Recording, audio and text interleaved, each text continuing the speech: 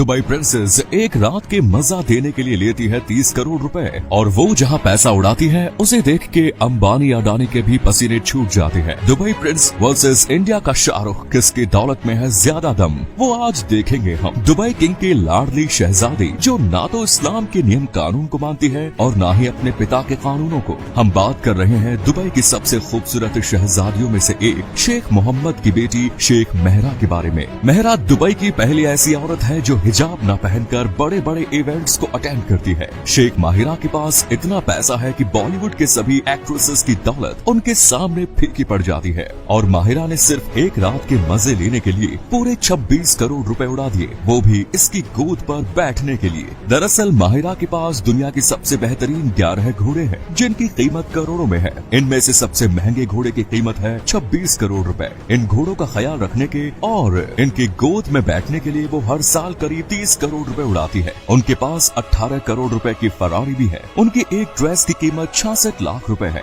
और इसके साथ वो 2 करोड़ रुपयों का हैंड बैग भी इस्तेमाल करती है। महरा अपनी पढ़ाई पूरी करने के बाद वो अपने पिता के साथ दुबई के डेवलपमेंट में लग गई थी। यही कारण है कि आज उनकी एक साल की कमाई करीब 7200 करोड़ रुपए मानी जाती है, जो हमारे भारत के रतन टाटा जी की दौलत से भी कई गुना ज्यादा है। और इसी भारत के सुपरस्टार शाहरुख खान के पास इतना पैसा है जिससे वो KGF स्टार रॉकी भाई को 10 बार खरीदकर 20 बार बेच सकते हैं। और अगर 100 लोग भी SRK का पैसा गिनने बैठे तो इसे गिनने में 1 साल लग जाएगा, क्योंकि वो दुनिया के दूसरे सबसे महंगे एक्टर हैं और उनसे मिलने के लिए उनके फैंस तरस जाते हैं। और शाहरुख एक मूवी करने का 100 करोड़ रुपए चार्ज करते हैं। बात करें शाहरुख की नेटवर्थ की तो ये करीब 12,000 करोड़ रुपए है। शाहरुख का ज्यादातर पैसा घरों को खरीदने में जाता है। उनके पास दुबई के साथ साथ लंदन में भी आलीशान घर है। भारत में वो अपने परिवार के साथ मन्नत नाम के घर में रहते हैं जिसकी कीमत 200 करोड़ रुपए से ज्यादा मानी जाती है। अलीबाग में उनके पास 259 करोड़ रुपयों का घर है जो देखने में घर नहीं बल्कि कोई आलीशान रिजॉर्ट लगता है। साथ ही दुबई में उनके पास 20 करोड़ का सिग्नेचर विला भी है।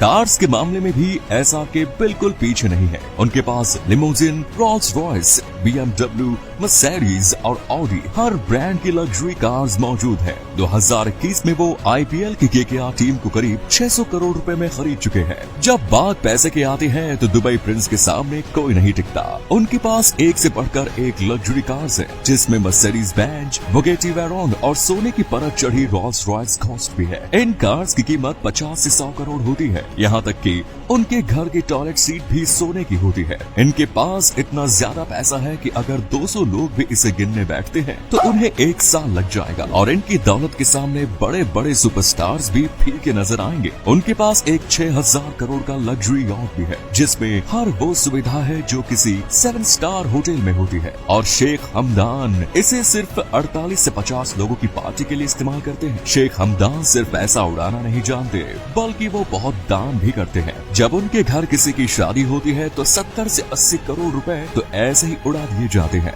और दुनिया के बड़े बड़े बिजनेसमैन को इनवाइट किया जाता है। खास मेहमानों को 2 से 3 करोड़ की कार्स और सोने की अंगूठी दी जाती है। दुबई प्रिंस को बाज बहुत ज्यादा पसंद है। एक बार जब वो फॉरेन ट्रिप पर गए तो अपने साथ प्लेन में 80 बाज लेकर गए और पूरा प्लेन उन्होंने इनके लिए बुक करवा दिया। दुबई प्रिंस को अरबी घोड़े बहुत पसंद है और जब इनकी रेस होती है तो इन पर करोड़ों रुपए उड़ाते हैं। उनकी नेटवर्थ आज के समय पर $6.5 बिलियन है। दुबई प्रिंस जितना शान और शौकत से अपनी जिंदगी जीते हैं उतनी ही शान और शौकत से बनाया गया बुर्ज खलीफा आज दुनिया की सबसे ऊंची इमारतों की गिनती में नंबर 1 पर आता है, जो सिर्फ दुबई को बाकी देशों के मुकाबले एक अलग ही पहचान नहीं देता बल्कि इसको बनाने का कारण कुछ और ही है। दरअसल 1990 से 2000 के बीच इस समय काल में दुबई अपने देश के इकोनॉमी डेवलपमेंट के लिए सिर्फ और सिर्फ पेट्रोकेमिकल्स और फिश एक्सपोर्ट्स के ऊपर ही निर्भर था, जिसकी वजह से वो अमेरिका, चाइना और रशिया जैसे देशों के मुकाबले बहुत ही पीछे था। इस वजह से दुबई के प्रिंस चाहते थे कि जैसे तैसे करके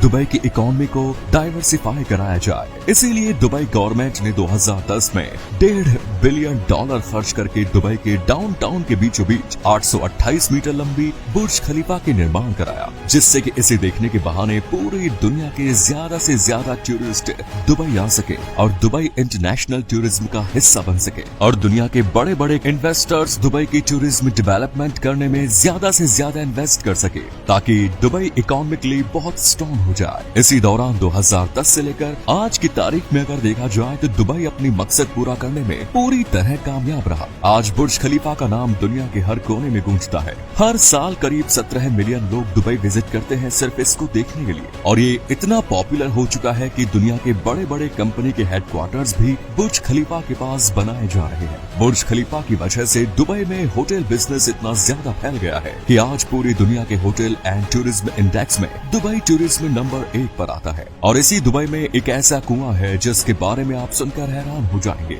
आमतौर पर जब हम किसी कुएं से पानी निकालते हैं तो उसका पानी धीरे धीरे खत्म होता है, पर सऊदी अरेबिया के मक्का शहर के कुएं से जब जमजम का पानी निकलता है तो इसमें कुछ ऐसा चमत्कार होता है कि ये कभी खत्म नहीं होता, चाहे फिर इससे कितना ही पानी क्यों न निकाल लिया जाए। ये पानी इस्लाम धर्म के लोगों के लिए किसी अमृत से कम नहीं। हर दिन इस कुएं से हजारों लीटर पानी निकाला जाता है, लेकिन न तो ये कुआं आज तक सूखा है और न ही इसमें पानी की कमी पड़ी है। ऐसा कहा जाता है कि हजारों सालों पहले पैगंबर इब्राहिम अपनी पत्नी हाजरा और अपने बेटे हजरत इस्माइल को अल्लाह के आदेश के मुताबिक रेगिस्तान के बीच में छोड़ देते हैं। कुछ समय के बाद इस्माइल को प्यास लगती है और वो तड़पने लगता है। तभी एक चमत्कार होता है और रेत के बीच से पानी निकलने लगता है। इसी जगह पर बाद में कुएं को बना दिया गया और आज दुनिया इसी को जमजम के पानी के नाम से जानती है। मक्का मदीना में हज की यात्रा पर गए लोग न सिर्फ इस पानी को पीते हैं बल्कि पवित्र भी मानते हैं। लेकिन सवाल तो ये है कि रेगिस्तान के बीच ये पानी कहाँ से आता है। तमाम शोध करने के बाद पता चलता है कि ये पानी मक्का के पहाड़ों में बनी दरारों से आता है, और ये दरारें तब बनी जब इस्माइल ने अपने पैरों को जमीन पर रगड़ा था।